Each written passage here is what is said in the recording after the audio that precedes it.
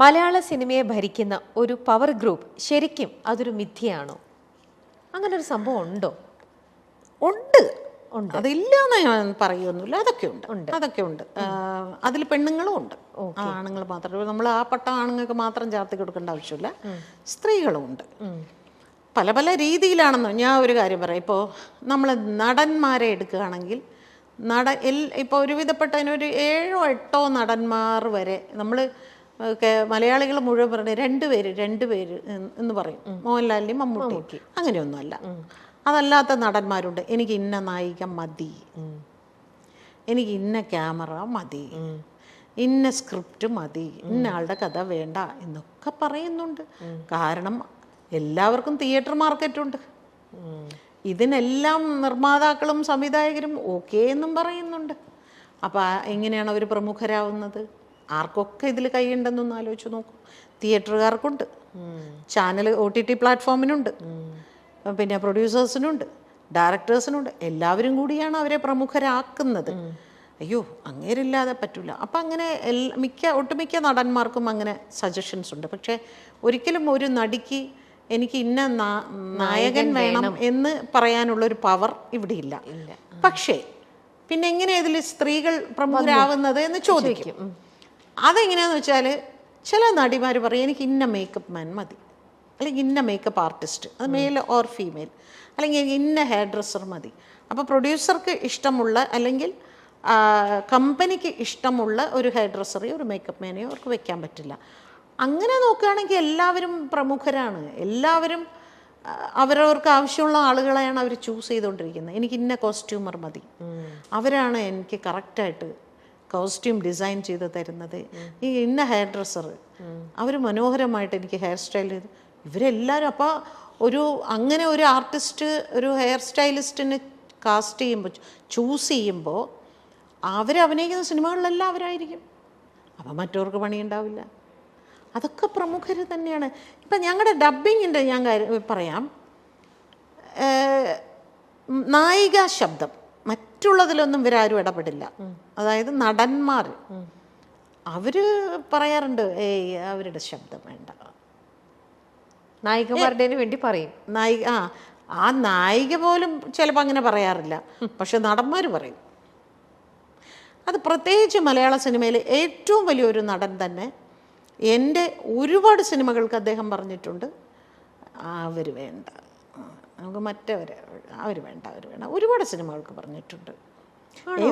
ഞാൻ പിന്നെ അതൊരു വലിയ വിഷയമാക്കാതെ ഓക്കെ അതിനെന്താ എന്ന് പറഞ്ഞ് ഞാനിവിടെ വേറെ പടം ചെയ്യാതിരിക്കുന്നുണ്ടോ, ഞാൻ വേറെ സിനിമകൾ ചെയ്യുന്നുണ്ട്, അങ്ങനെ തന്നെ ആയിക്കോട്ടെ.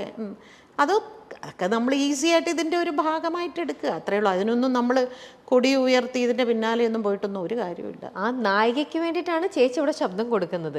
നായികയ്ക്ക് അവിടെ ഒരു വോയിസും ഇല്ല. ആ സിനിമയിലെ നായകനാണ് തീരുമാനിക്കുന്നത് ആർക്ക് എന്ത് ശബ്ദം കൊടുക്കണം എന്നുള്ളത്. അപ്പൊ അതൊരു പവർ ഗ്രൂപ്പിന്റെ ഓരോ ഇതെന്ന് പറയുന്നത് തന്നെ പവർ ഗ്രൂപ്പ് ഒക്കെ ഉണ്ട്. അതില്ല എന്ന് പറഞ്ഞാൽ ഞാൻ സമ്മതിക്കില്ല. പവർ ഗ്രൂപ്പിൽ സ്ത്രീകളുടെ റോള് താരതമ്യേന കുറവാണ് എന്നുള്ളതേ ഉള്ളൂ. കയറി നിൽക്കുന്ന തീർച്ചയായിട്ടും പുരുഷന്മാർ തന്നെയാണ്. ഈ സ്ത്രീകളാണെങ്കിൽ പോലും, സ്ത്രീകൾക്ക് ഇപ്പൊ ചേച്ചി പറഞ്ഞു, പുരുഷന്മാരെ നായകനെ ഡിസൈഡ് ചെയ്യാനുള്ള ഒരു പവർ അവർ അല്ലെങ്കിൽ ഒരു വോയിസ് ഉണ്ടാവില്ല. എന്നിരുന്നാൽ കൂടെ അവരുടെ കൂടെ അഭിനയിക്കുന്ന ബാക്കി കോ ആർട്ടിസ്റ്റുകൾ അവരാരൊക്കെ വേണം, അല്ലെങ്കിൽ എനിക്കിപ്പം ഒരാളുമായിട്ട് എനിക്ക് വലിയ താല്പര്യമില്ല, അപ്പം എൻ്റെ സിനിമയിൽ അവരാണ് എൻ്റെ സിസ്റ്ററായിട്ടോ എൻ്റെ ഫ്രണ്ടായിട്ടോ വരുന്നതെങ്കിൽ അങ്ങനെയും അവരവിടെ ചെയ്യിക്കാറുണ്ടാവും അല്ലേ? ഞാൻ വരണമെന്നുണ്ടെങ്കിൽ ആ കുട്ടീനെ ആ സിനിമയിൽ വെക്കാൻ പാടില്ല അല്ലേ? നമുക്കറിയാം പണ്ടൊക്കെ നമ്മൾ പ്രേം നസീർ സാറിൻ്റെ കാലത്തൊക്കെ നസീർ സാറ് ഷൂട്ടിംഗ് സെറ്റിൽ പോയിരിക്കുമ്പോഴാണ് ഓരോ ആർട്ടിസ്റ്റിന് ഇതിലേത് കഥാപാത്രമാണ് ചെയ്യുന്നത് എന്ന് സാറ് ചോദിക്കുമ്പോഴാണ് സാറിന് അറിയുന്നത് സാറിൻ്റെ അനിയത്തിയായിട്ട് അവരാണെന്ന്. ഇന്നങ്ങനെയല്ല. ഇന്ന് ഇവർ പറയും എൻ്റെ അനിയത്തി ആരാകണം, എൻ്റെ ചേച്ചി ആരാകണം, എൻ്റെ അമ്മ ആരാകണം, എൻ്റെ കാമുകി ആരാകണം, ഇതെല്ലാം അവർ പറയുന്നതനുസരിച്ച് തന്നെയാണ് പോകുന്നത്. പക്ഷെ അതൊന്നും ഒരു നിയമം കൊണ്ടൊന്നും അതൊന്നും മാറ്റാനൊന്നും പറ്റില്ല. പക്ഷെ അത് മലയാളത്തിൽ മാത്രമല്ലല്ലോ ഇപ്പൊ ഗ്രൂപ്പ് ഉള്ളത്. ഇവിടെ കുറവാ അല്ലേ? പുറത്തേക്കൊക്കെ ഇവിടെ കുറവാണ്. അവിടെ ഏത് തിയേറ്റർ റിലീസ് ചെയ്യണമെന്ന് വരെ അവർ തീരുമാനിക്കും. ഏത് പിന്നെ സെന്ററിലേക്ക് ഇത് പോകണം, എവിടെയൊക്കെ പോകണം, ഇത് എങ്ങനെ റിലീസ് ചെയ്യണം, എന്ന് റിലീസ് ചെയ്യണം എന്ന് വരെ അവർ പറയും. ഇവിടെ പക്ഷെ അത്രയായിട്ടില്ല. അത്രയ്ക്കൊന്നും. നമ്മുടെ പവർ ഗ്രൂപ്പ് ഇനിയും അവരുടെ ലെവലിൽ വളരേണ്ടിയിരിക്കുന്നു. ഓക്കെ. സിനിമാ മേഖലയിൽ നടക്കുന്ന പ്രശ്നങ്ങൾ പുറത്തു വരുന്നത് മറ്റു മേഖലകളിലും നവീകരണത്തിന് വഴിതെളിക്കുമോ? സിനിമയിൽ വരുന്നത് മറ്റു മേഖലകളിൽ ഇപ്പം നടന്നുകൊണ്ടിരിക്കുന്ന സംഭവം സിനിമയിൽ മാത്രമുള്ളതല്ലല്ലോ. ഈ സംഭവങ്ങളൊക്കെ വേറെ ഏത് ഇൻഡസ്ട്രിയിലും വേറെ എല്ലാ മേഖലകളിലും ഉള്ളതാണ്. അല്ല, ഇതുപോലെ ഒരു കമ്മിറ്റി എല്ലാ മേഖലയിലും വരണം എന്ന് എനിക്കൊരാഗ്രഹമുണ്ട്. രാഷ്ട്രീയത്തിൽ ഒരു കമ്മിറ്റി കൊണ്ടുവരണം. എത്രമാത്രം ഇത്തരത്തിലുള്ള പ്രശ്നങ്ങൾ അവിടുത്തെ സ്ത്രീകൾ അനുഭവിക്കുന്നുണ്ട് പറയണം. അതുപോലെ ആശുപത്രികളിൽ, ജോലി സ്ഥലങ്ങളിൽ, പിന്നെ ഈ പറയുന്ന സർക്കാർ, ഇവിടെയൊക്കെ ഇതുപോലെ ഓരോ കമ്മിറ്റി വെക്കട്ടെ. അപ്പോൾ അറിയാം. ഇപ്പോൾ സിനിമയാണല്ലോ ഏറ്റവും അധികം ചെളിവാരി എറിഞ്ഞുകൊണ്ടിരിക്കുന്നത്. ഇനി മീഡിയയ്ക്കുള്ളിലും വരണം.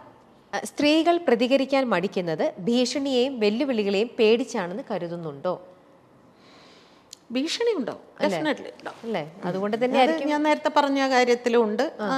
ഒരു വിരട്ടലൊക്കെ എല്ലായിടത്തും ഉണ്ടാവും. ഇപ്പോൾ ഞാനിപ്പോൾ ഇവിടെ വന്നിരുന്ന് തുറന്ന് സംസാരിക്കുന്നതിന് എനിക്ക് എൻ്റെ ജീവിതത്തിൽ ഞാൻ ആദ്യമായിട്ടാണ് ഈ ഹേമ കമ്മിറ്റി റിപ്പോർട്ട് വന്നതിന് ശേഷം എൻ്റെ പ്രതികരണങ്ങൾ കൊണ്ട് എനിക്കിപ്പോൾ നിരന്തരം ഭീഷണി ഫോൺ കോൾസ് വരുന്നുണ്ട്.